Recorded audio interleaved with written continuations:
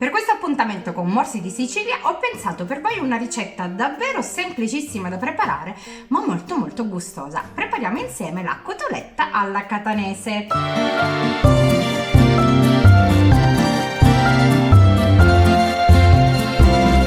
Per realizzarla vi servirà della carne di manzo o vitello, ma volendo va bene anche il pollo e pure il maiale, perché qui in Sicilia incotolettiamo tutto. Poi vi servirà del pecorino, del pangrattato e del pane semiraffermo e ancora un po' morbido, delle uova, del prezzemolo, dell'aglio, dell'aceto di vino, rosso o bianco è indifferente, dell'olio extravergine d'oliva e anche sale, pepe e olio per friggere. Quindi olio di semi di arachide o girasole. Mettiamoci subito all'opera. Prendiamo una piccola boule e mescoliamo insieme una parte di aceto e 2 parti di olio extravergine d'oliva possibilmente. Emulsioniamo con una frusta o una forchetta e quando si sarà ben amalgamato il tutto lo andiamo a versare nella carne.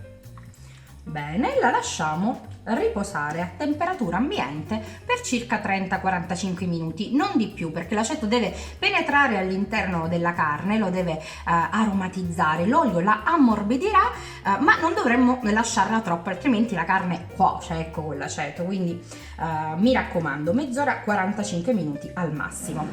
E ci occupiamo della panatura. Io non uso, e vi consiglio di fare altrettanto, esclusivamente il pangrattato, perché ovviamente è molto asciutto. Vado ad adoperare la mollica di pane raffermo, o meglio semiraffermo e ancora un po' morbido, che vado a grattugiare ed aromatizzare. Vado ad eliminare, diciamo, la parte della crosta. Grattugiamo la mollica, facciamo abbastanza grossolana.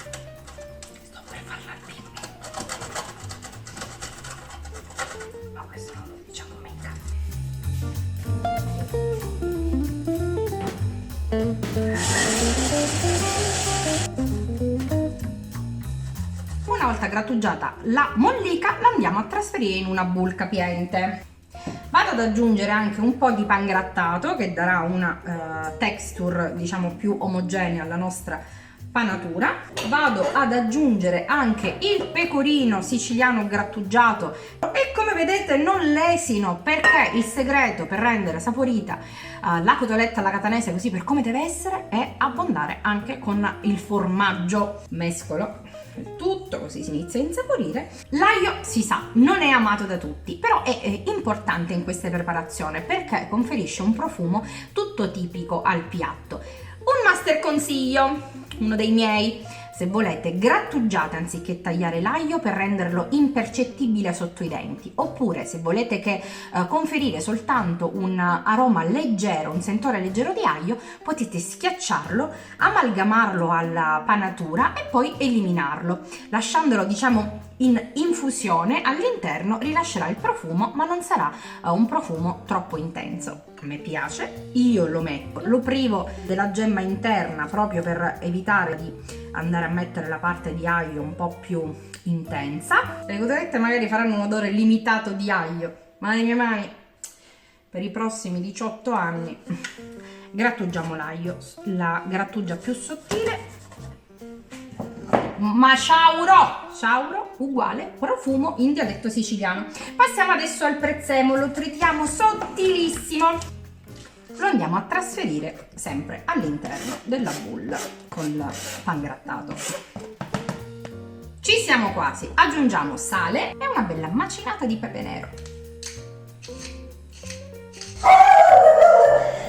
Signorina,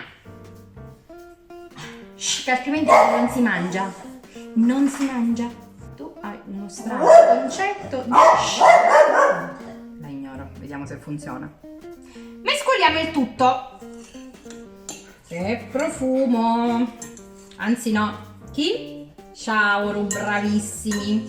La nostra panatura per le cotolette alla catanese è pronta, la metto da parte, sbatto le uova.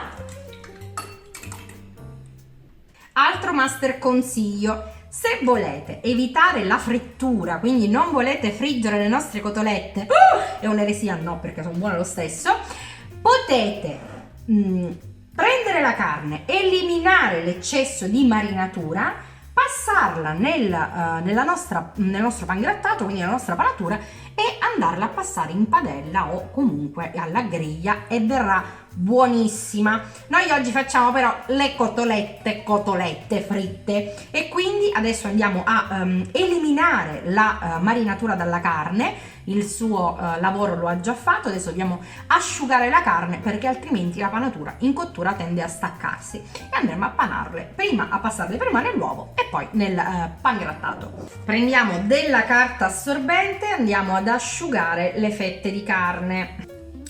Un'altra cosina importante: se vedete che la carne, soprattutto nei margini della fetta, ha delle nervature, tagliuzzatele in più punti sulla fetta, onde evitare che poi in cottura la carne si arricci. Prendiamo le nostre fette di carne, le passiamo nell'uovo e poi le andiamo a passare nel pangrattato. Ed eccole qua, le cotolette sono pronte per essere fritte. Volendo è rimasto dell'uovo, è rimasto della mollica, quindi se una o due fette la volete panare 2 volte potete farlo, è buonissima anche con la doppia panatura. Io faccio così, metto il pangrattato che ho avanzato all'interno dell'uovo e ci faccio una frittella. Per il bimbo di casa che è mio marito, prendiamo un foglio di carta fritti per eliminare l'eccesso di olio e iniziamo a friggere le nostre cotolette. Cerchiamo di girarle solo una volta, quindi aspettiamo che si cuociano bene da un lato e poi le rosoliamo dall'altro. Ed eccola pronta. E voilà, qualche foglia di insalata, questa bontà stratosferica è servita. Mangiamo?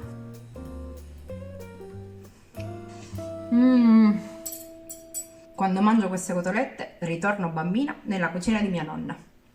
Sono sicura vi piaceranno. Alla prossima!